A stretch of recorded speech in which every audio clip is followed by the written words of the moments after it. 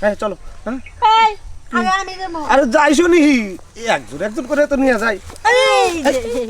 যে দাঁড়াও এটা কি হলো কই যাইতাছো চলো। জায়গা এই যে- চুপ থাকেন কথা কইতে দেন ভাই শুনেন আরে তুই নিয়ে যাবি যা কিন্তু তুমি তো ছাড়ো চলো না না না না কেন তুমি বুইড়া তোমার দিয়ে চলে না অবশ্যই কি রে? আমরা বুঝিয়ে দিতেছি এত শুনুন এই শুন আমরা না এই শুন